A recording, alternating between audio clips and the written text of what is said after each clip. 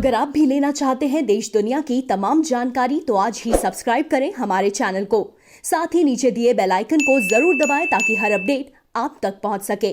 नमस्कार, बहुत सक्षम न्यूज़ नेटवर्क पर आप सभी का स्वागत है। चक्रवात ताउते भले अब कमजोर पड़ गया है, लेकिन गुजरात और महाराष्ट्र में तबाही के कई सारे मंजर छोड़ गया है। महाराष्ट्र और गुजरात के कई इलाकों में काफी तबाही हुई है। कई जगह पेड़ उखड़ गए हैं, मकान गिर गए हैं। इसके अलावा कुछ लोगों के मारे जाने की भी खबर है। इस बीच भारतीय नौसेना ने रात भर अरब सागर में रेस्क्यू ऑपरेशन चलाया। 170 के आसपास लोगों को बचा लिया गया है। कुछ अन्य की तलाश की जा रही है। नौसेना के चाहे पोत हो चाहे हेलीकॉप्टर हो, इस काम में लगे हुए हैं। भारतीय मौसम विज्ञान विभाग ने बताया है कि चक्रवात भले ही अब कमजोर पड़ गया है, लेकिन महाराष्ट्र और गुजरात के कुछ हिस्सों में आज भारी बारिश होने की संभावना है।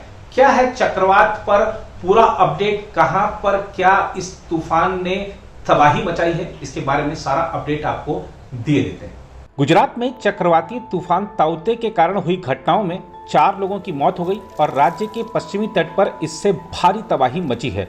भारत मौसम विज्ञान विभाग ने बताया कि चक्रवात ताउते सोमवार की मध्यरात्रि में सौराष्ट्र क्षेत्र के दीव और ऊना के बीच गुजरात तट से टकराने के बाद कमजोर पड़ गया है। यह गुजरात तट से अत्यंत तीव्र चक्रवाती तूफान के रूप में गुजरा और धीरे धीरे कमजोर पड़ गया। आईएमडी ने बताया कि अमरेली के पास सौराष्ट्र क्षेत्र में मंगलवार सुबह यह काफी गंभीर चक्रवाती तूफान बना हुआ था। अधिकारियों ने बताया कि चक्रवाती तूफान के कमजोर पड़ने के बावजूद इससे भारी तबाही मची है। वहीं भावनगर, राजकोट, पाटन और वलसाड़ में एक एक व्यक्ति की जान तूफान के दौरान हुए हादसों में गई है।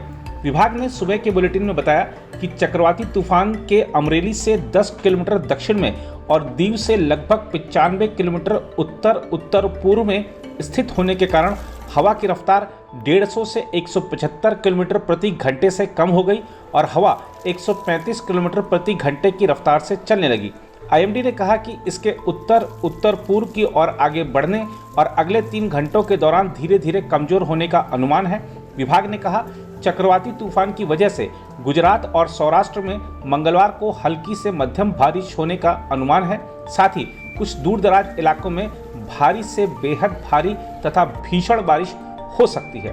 उसके अनुसार दिन में हवा की गति भी कम होने का अनुमान है। राज्य में अभी तक 4 लोगों की मौत की पुष्टि हुई है। राज्य आपात अभियान केंद्र के एक अधिकारी ने बताया कि भीषण बारिश और तेज हवाओं के चलते अलग अलग स्थानों पर दीवारें गिरने से 3 लोगों की मौत हुई।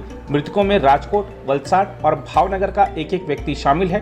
तीनों जिले राज्य में चक्रवाती तूफान से सर्वाधिक प्रभावित जिलों में हैं। पाटन ए संभाग पुलिस थाने के एक अधिकारी ने बताया कि सोमवार रात तेज हवाएं चलने से पाटन में सो रही एक महिला पर बिजली का खंभा गिर गया, जिससे उसकी मौत हो गई।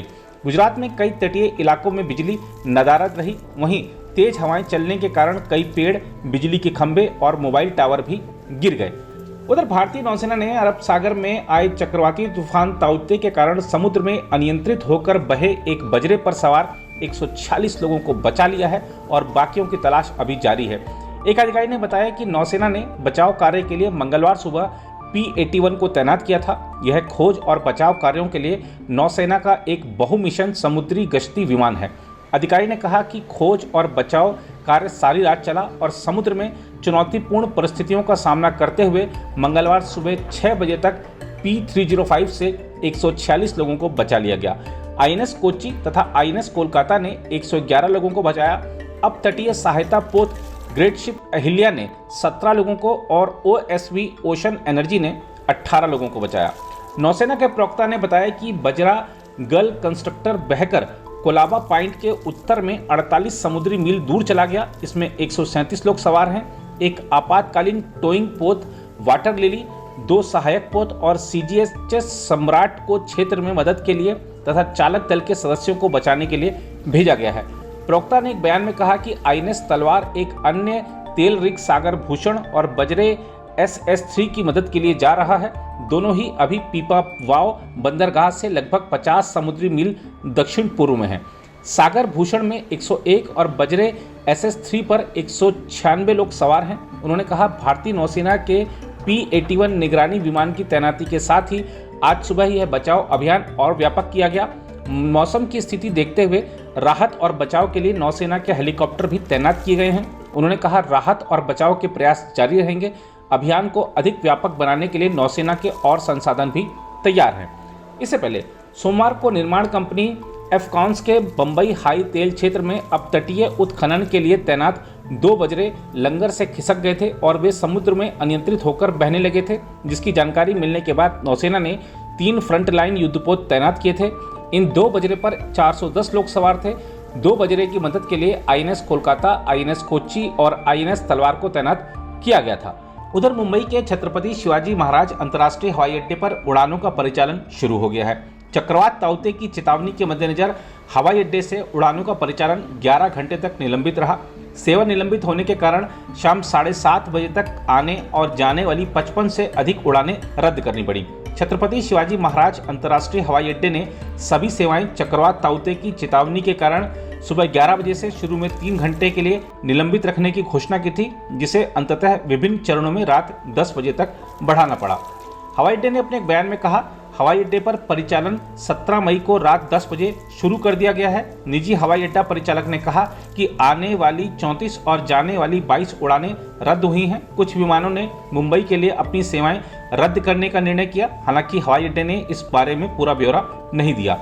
मुंबई हवाई अड्डा देश में दूसरा सबसे व्यस्त हवाई अड्डा है, लेकिन कोरोना वायरस महामारी के कारण यात्रा मांग फिलहाल कम है और यहाँ से रोजाना करीब 250 उड़ानों का परिचालन होता है। महामारी से पहले यहाँ करीब 1000 उड़ानों का परिचालन होता था।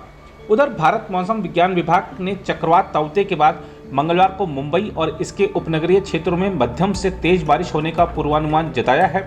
बीएमसी ने इस बारे में जानकारी दी। बीएमसी ने सुबह 7 बजे जारी आईएमडी के पूर्वानुमान का जिक्र करते हुए बताया कि बारिश के साथ शहर में 80-90 किलोमीटर प्रति घंटे की रफ्तार से तेज हवाएं चलेंगी। अधिकारियों के अनुसार भीषण चक्रवाती तूफान से संबंधित अलग अलग घटनाओं में पास के पालघर में 2 लोगों की और ठाणे में 1 व्यक्ति की मौत हो गई। बीएमसी ने बताया कि सोमवार को सुबह 8:30 बजे और शाम 5:30 बजे के बीच जब चक्रवात मुंबई तट के करीब से होते हुए गुजरात की ओर बढ़ा, तब दक्षिणी मुंबई में कोलाबा में 189 मिलीमीटर और सांताक्रूज में 194 मिलीमीटर वर्षा दर्ज की गई। नगर निगम ने इससे पहले बताया था कि 114 किलोमीटर प्रति घंटे की रफ्तार से तेज हवाओं के साथ मुंबई और पास के इलाकों में सोमवार को तेज बारिश होने की संभावना है। पुलिस ने बताया कि पास के पालघर जिले में सोमवार को वालिव इलाके में एक ऑटो पर पेड़ टूटकर गिर जाने से ऑटो चालक की मौत हो गई। उन्होंने बताया कि इसके अलावा वालिव इलाके में ही तेज हवाओं के कारण एक घर की छत का हिस्सा ढह जाने से उसकी चपेट में आकर 40 वर्षीय व्यक्ति की मौत हो गई। पुलिस ने बताया कि ठाणे में भारी बारिश के कारण कशीमीरा इलाके में एक मकान पर पेड़ गिर जाने से 75 वर्षीय महिला की मौत हो गई। क्षेत्रीय आपदा प्रबंधन प्रकोष्ठ के प्रमुख संतोष कदम ने बताया कि ठाणे में मंगलवार को तड़के लोकपुरम इलाके में एक मकान के परिसर में ऊंची दीवार ढह गई। हालांकि घटना में कोई हताहत नहीं हुआ। उन्होंने बताया कि नुआपाड़ा समेत कई इलाकों में बिजली के खंभे और पेड़ उखड़ गए, जिससे 6 कारें क्षतिग्रस्त हो गईं।